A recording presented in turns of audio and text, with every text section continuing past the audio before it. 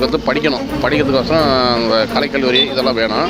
படிப்புக்காக அரசாங்கம் நிறைய கல்லூரி ஆட்சி சிறப்பாக இருக்குதுன்றது ஓகே தான். ஆனால் எல்லா திட்டங்களும் செயல்படுத்தியிருக்கிறாங்களா அப்படின்றது ஒரு கேள்விக்குறி தான். இப்போ சீமான் தான் விவசாயத்தை பற்றி பேசிகிட்டு இருக்கிறாரு. விவசாயக்காரர் நான் வந்து கால்நடைகளை வந்து உருவாக்குவேன், பண்ணை அமைப்பேன், இவங்களுக்கு வேலை இல்லாதவங்களுக்கு வேலை கொடுப்பேன் அப்படிலாம் சொல்கிறாரு. வாழ்றதுக்கு தேவையான வசதி இருக்கா?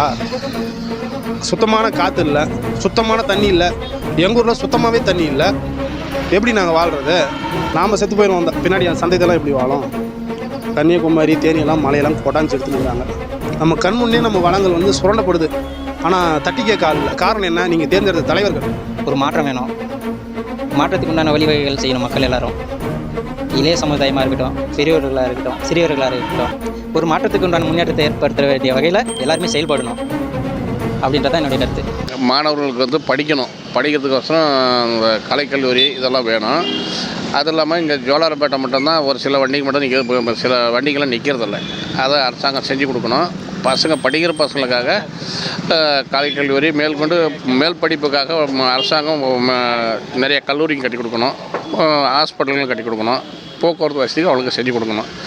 நான் வரக்கூடிய இப்போ அரசாங்கம் வந்து விவசாயிகளுக்கு இந்த திருவண்ணாமலை மாவட்டம்னா திருப்பத்தூர் இந்த பகுதியில் வந்து நிறைய விவசாயம் தான். இங்கே விவசாயம் படிச்சுட்டு சும்மா இருக்கிறவங்களும் பெங்களூர் போயிடுறாங்க. அந்த மாதிரி போய் வேலைக்கு போகிறதுனால அவங்களுக்கு வந்து இங்கே தொழில் வளம் கொடுத்தாங்க, இங்கேருந்து படிப்பாங்க, படித்து பசங்க இங்கேயே வேலை செய்வாங்க. அதுதான் எங்களுடைய கோரிக்கை. சரிங்க, இப்போது இளைஞர்களையும் படித்தவங்களையும் விவசாயத்தில் ஈடுபடுத்தலாம்னா எந்த மாதிரி செயல்பாடுகளை முன்னெடுக்கலாம்? விவசாயத்தை பற்றி முன்னெடுக்கணுன்னாக்கா அரசாங்கம் வந்து இந்த கலைக்கல்லூரி, அந்த விவசாய கல்லூரி வைக்கணும். வேளாண்மை கல்லூரி ஆரம்பித்தாங்க. இந்த திருப்பத்தூர் மாவட்டத்தில் அந்த வேளாண்மை கல்லூரி இல்லை. அந்த கல்லூரியை உருவாக்குனாக்கா இங்கே நிறைய இடம் இருக்குது. செங்கம் பகுதியில் நிறையா அந்த ஒரு 1100 ஏக்கரா இருக்குது. அந்த இடத்துல இந்த மாதிரி ஒரு வேளாண்மை கல்லூரி ஆரம்பித்தாங்க. பிள்ளைங்க வந்து படிக்கிறவங்க அந்த வேளாண்மை துறையை இப்போ படித்தாங்கனாக்கா உணவு இல்லாத சிறுதானிய உற்பத்திகள்லாம் செய்யறதுக்கு ஒரு வாய்ப்பு கிடைக்கும். அதுக்கு அரசாங்கம் இப்போ அமைக்கக்கூடிய அரசாங்கம் அதுக்கு செய்யணும். அதுதான் எங்களுடைய வேண்டுகோள். இப்போது விளையிற சிறுதானியங்களை வெளிநாட்டுகளுக்கு ஏற்றுமதி பண்ணிடுறாங்க. அதே சமயம் சிறுதானியம் சாப்பிட்றத இன்றைய இளைஞர்கள் மத்தியிலையோ குழந்தைகள் மத்தியிலையோ ஒரு அவமதிப்பான விஷயங்கிற மாதிரி பார்க்குறாங்களே, அதை பற்றி உங்களோட கருத்து? அதாவது இப்போ இருக்கிற ஜென்ரேஷனுக்கு தெரியாது. இப்போ இருக்கிறது வந்து ஃபாஸ்ட் ஃபுட்டுனாக்கா சக்குன்னு போய் சாப்பிட்றாங்க. அதனால் என்ன ஒரு விவரத்தை இருக்கிறது அவங்களுக்கு தெரியாது. அதை நம்ம சொல்லணும். அரசாங்கம் அதை விழிப்புணர்வு ஏற்படுத்தணும். அதுதான் எங்களுடைய ஆசை, விருப்பமும். சிறப்பாக இருக்குன்னு நீங்கள் நினைக்கிறீங்களா? மக்களுக்கான எல்லா திட்டங்களும் செயல்படுத்திடான்னு நினைக்கிறீங்களா? அப்படி சொல்லிட முடியாது. ஆட்சி சிறப்பாக இருக்குதுன்றது ஓகே தான். ஆனால் எல்லா திட்டங்களும் செயல்படுத்தியிருக்கிறாங்களா அப்படின்றது ஒரு கேள்விக்குறி தான். அதனால் எல்லா திட்டங்களும் மக்களுக்கு வந்து முழுமையாக சேர்ந்துச்சா அப்படின்றதையும் மக்கள் அந்த பிரமுகர்கள் வந்து பார்க்கணும். அது வந்து சரியான முறையில் அவங்க ஒரு முறை வின் பண்ணிட்டா நம்ம அவங்க வேலையை மட்டும் பார்த்துட்டு போகக்கூடாது. ஸோ வந்து மக்களையும் மக்களை பார்க்கணும், அவங்களுடைய குறைகளை கேட்கணும், அதை நிவர்த்தி செய்யணும். நிறைய அவருடைய தேர்தல் அறிக்கையில் வந்து சில விஷயங்கள்லாம் நிறைய விட்டுருக்காங்க. ஆனால் அதில் ஒரு பாதி தான் எனக்கு தெரிஞ்சு நிறைவேற்றப்பட்டிருக்கு. மீதி பாதி வந்து இன்னும் வந்து அமல்படுத்தலை. ஸோ அந்த மாதிரி போயிட்டுருக்குது. உதாரணத்துக்கு பார்த்திங்கன்னா இப்போ டெட்டு தேர்வர்களுக்கு வந்து பார்த்திங்கன்னா டெட்டு பாஸ் ஆனவங்களுக்கு நான் நேரடியாக பணி வழங்குகிறோம். அதிமுக ஆட்சியில் இதுக்கு வந்து அநீதி இழைக்கப்பட்டது. இந்த அநீதி வந்து நாங்கள் களைகிறோம். நாங்கள் ஆட்சியில் வந்த உடனே நாங்கள் டெட்டு தேர்வுகள் பாஸ் ஆனவங்களுக்கு நேரடியாக பணி நியமனம் செஞ்சு கொடுக்குறோம் அப்படின்னு சொன்னாங்க. 179 தேர்தல் வாக்குறுதியில் அறிவிக்கப்பட்டது. ஆனால் டெட்டு தேர்வர்கள் வந்து பலமுறை போராட்டங்களை முன்னெடுத்தாங்க. சென்னையில் போயிட்டு போராட்டங்களை முன்னெடுத்தவங்களை கைது தான் பண்ணாங்க. கைது பண்ணி உள்ளே வச்சாங்க. அவங்களுக்கு உண்டான கோரிக்கை அவங்களுக்கு எந்த விதமான செவியும் சாய்க்கவில்லை அரசாங்கம். ஆனால் என்ன சொல்கிறாங்கன்னா நாங்கள் அறிக்கையெல்லாம் நாங்கள் தேர்தல் அறிக்கையில் கொடுத்து எல்லாமே 100% நிறைவேற்றினாங்க. அதுக்கு உண்டான பாசிபிலிட்டிஸ் இல்லை. ஆனால் மக்களுக்கு வந்து அது போய் சேரல. நாங்களும் அந்த டெட்டு தேர்வுகள் பாஸ் ஆகிறவங்களும் என்ன பண்ணுறாங்கன்னா போய் பார்க்குறாங்க, முதல்வரை சந்திக்கிறாங்க. 234 தொகுதியில் இருக்கக்கூடிய அத்தனை எம்எல்ஏஸும் சந்தித்து மனு கொடுக்குறாங்க. மனு வாங்கி ஓரமாக கிடப்பில் போட்டுட்டு ஸோ அவங்களுக்கு எந்த விதமான தீர்வும் கொடுக்கல. அதுக்கு மாற்றாக இப்போ வந்து அதிமுக ஆட்சி கொண்டு வந்த முன்னாடி நடந்த அரசாங்கம் கொண்டு வந்த அதோடைய இதை பேஸ் பண்ணி இப்போ என்ன பண்ணிட்டாங்கன்னா நியமன தேர்வு வச்சுட்டாங்க. ஆனால் இவங்க என்ன சொன்னாங்க, நியமன தேர்வு வைக்க மாட்டோம் அப்படின்னு சொன்னாங்க. ஸோ அது ஒரு இதுவாக இருக்குது. அதுக்கடுத்து பார்த்தீங்கன்னா இப்போ அடிமட்ட மக்கள், இப்போ நான் அடித்தட்டு மக்கள் இருக்கிறவங்கெல்லாம் வந்து ஒன்றுமே வளர்ச்சி பாதைக்கு வர முடியல. காரணம் என்னன்னா அவங்களுக்கு உண்டான திட்டங்கள் வந்து இந்த மாதிரி ஏற்படுத்தப்பட்டிருக்குன்னு சொல்கிறாங்களே ஒழிய அது முழுமையாக சேர்ந்துச்சா சேரலையா அப்படின்ற ஒரு நோக்கத்தோடு வந்து அவங்கள ஒரு கோஆர்டினேட்டரை அமல்படுத்தி அவங்கள வந்து பார்த்து செஞ்சு நம்ம சரியான ரிப்போர்ட்டை அனுப்பணும். சரிண்ணா, இப்போ வந்து அதிமுக திமுகன்னு சொல்லிட்டு மாற்றி தான் மக்கள் வாக்கு செலுத்தி வந்திருக்காங்க. இது மாதிரி ஒரு மாற்றம் வந்தாக்கா இங்கே மக்களுக்கான எல்லா திட்டங்களும் செயல்படுத்த முடியும்னு நினைக்கிறீங்க? எது மாதிரி ஆட்சி வரும்னு நினைக்கிறீங்க?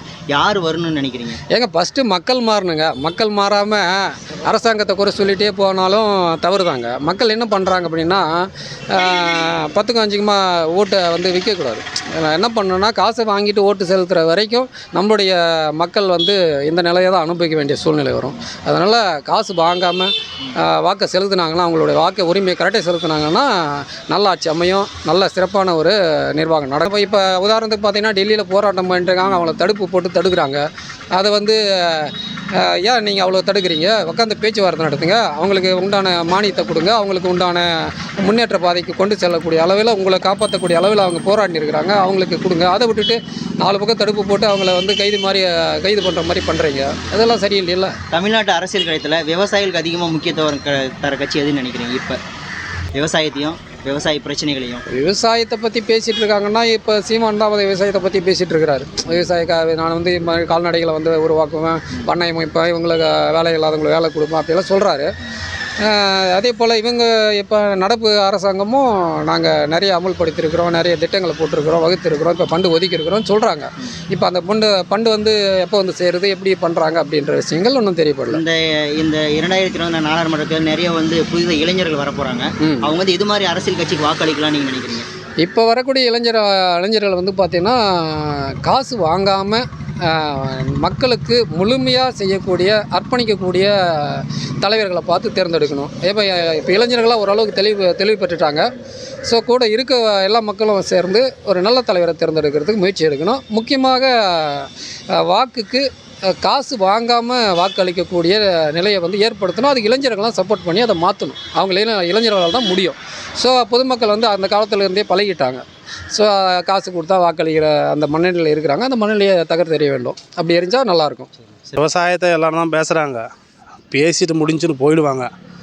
ஆனால் உருக்கமாக விவசாயத்தை ஆழ்ந்து மக்களிடையே கொண்டு போய் சேர்த்தது பார்த்தீங்கன்னா பாவம் ஆனால் சீமான் தான் கத்துறாருன்னு நினைக்கிறாங்க. ஒரு பாட்டுக்கு எல்லாத்தையும் சொல்கிறாரு.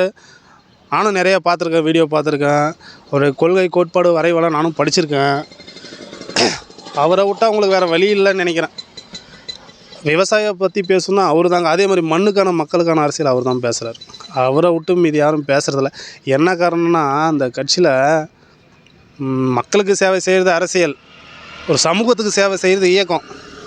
ஆனால் அரசியலும் இயக்கமும் இருக்கிற ஒரே கட்சி நாம் தமிழர் கட்சி. அந்த விஷயத்தில் எனக்கு ரொம்ப பிடிக்கும் அது. இதனால் இப்போ நிறைய மக்கள் இளைஞர்கள் வந்து பயணிக்கணும் ரொம்ப பேராசையோடு வராங்க. மண்ணை காப்பாற்றணும், மக்களை காப்பாற்றணும், இந்த நீர் வளத்தை நிலவளத்தை காப்பாற்றணும். அந்த ஆளை விட்டால் வேறு வழி இல்லை. ஒரு சிலர் புரிஞ்சுக்கினாங்க, அதில் நானும் ஒருத்தன். பயணிக்கணும் ஆசை எல்லாருக்கும். நீங்கள் சொன்ன மாதிரி என்ன வேறுபாடுன்னு கேட்டிங்களா முன்ன, அது என்ன வேறுபாடுன்னு சொல்கிறேன் கேளுங்க. எல்லாருக்கும் ஆசை இருக்குது, எனக்கும் ஆசை இருக்குது. சும்மா பணம்னு பணத்தை மட்டுமே சம்பாரித்து வச்சுட்டு ஊட கட்டி வச்சுட்டு என் பொண்டாட்டி போல நல்லா இருந்தால் போதும், பையனுக்கு செட்டில் பண்ணிட்டு செத்து போயிட்டால் மட்டும் போதும். நாளைக்கு அவன் அந்த பூமியில் வாழணும் இல்லையா? வாழ்கிறதுக்கு தேவையான வசதி இருக்கா? சுத்தமான காற்று இல்லை, சுத்தமான தண்ணி இல்லை. எங்கள் ஊரில் சுத்தமாகவே தண்ணி இல்லை.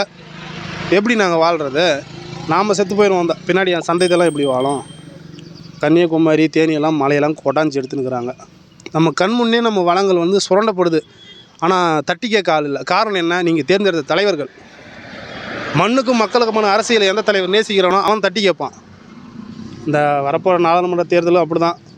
யோசிச்சு பாருங்கள். நல்லபடியாக சிறப்பான தலைவர் உங்களுக்கு யார் பிடிச்சிருக்கோ அவங்களுக்கு வாக்களிங்க. திமுக வந்து மாறி ஆட்சிக்கு வருது, மாறி மக்கள் வாக்கு செலுத்துறாங்க. இதை மாறினா மக்கள்கிட்ட எந்த மாதிரியான மனநிலை உருவாகணும், அது எப்படி மாற்றணும் நினைக்கிறீங்க? திரும்பவும் திமுக அப்படின்ற பட்சத்தில் பார்த்தீங்கன்னா மாறி வந்தாலே அவங்களால எந்த ஒரு இதுவும் ஈடுபடுத்த முடியாது. எந்த ஒரு மக்களுக்கு உண்டான முன்னேற்றத்திலையும் ஈடுபடுத்த முடியாது. வாழ்வாதாரமும் இப்போ இருக்கிறதோட இன்னும் கீழ்த்தட்டு தான் போகும். மேலும் முன்னேறத்துக்கு உண்டான வாய்ப்புகள் இல்லை. இளைய சமுதாயம் தான் இருக்குது. முன்னே இப்போ பார்த்தீங்கன்னா ஆந்திராவில் எடுத்துக்காங்க, கர்நாடகாவை எடுத்துக்காங்க, அவங்களுடைய மாநிலத்து முன்னேற்றத்துக்கு உண்டான கோட்பாடு மட்டும்தான் அதிகமாக இருக்குது. அந்த மாதிரியான ஒரு வழிவகை இங்கே இருக்கிற அரசாங்கம் யாரும் எடுக்கிறதில்ல. அதிமுகவாக இருக்கட்டும், திமுகவாக இருக்கட்டும், யார் வந்தாலும் அதற்கு முன்னே கோட்பாடுகள் எதுவுமே இல்லை.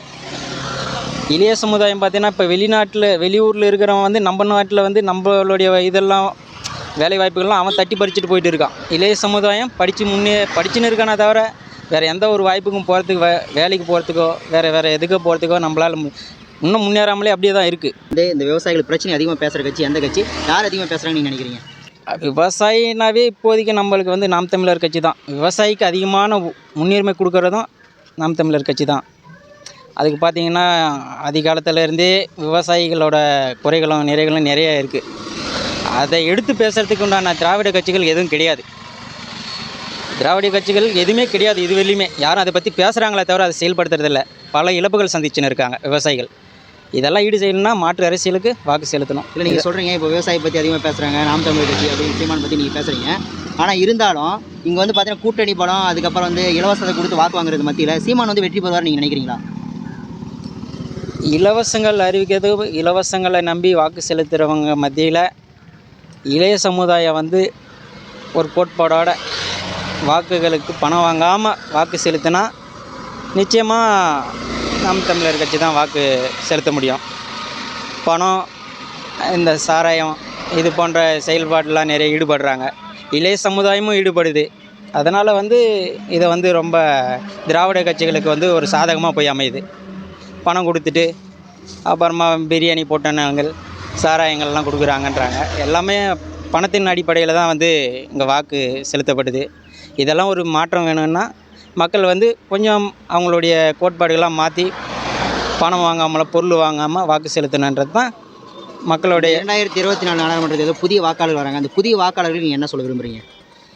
புதிய வாக்காளர்களுக்கு என்ன சொல்கிறதுனா, யாரும் இப்போ இருக்கிற அரசியல்லாம் பார்த்துட்டாங்க. அடுத்து வர இளைய சமுதாயம் நீங்கள் தான். உங்களுடைய கோட்பாடுகளுக்கு உட்பட்டு யாருடைய இதுவும் தூண்டுதலும் இல்லாமல் பணமோ பொருளோ வாங்காமல் நேர்மையான முறையில் வாக்கு செலுத்தணுன்றது தான் என்னுடைய ஒரே கோரிக்கை.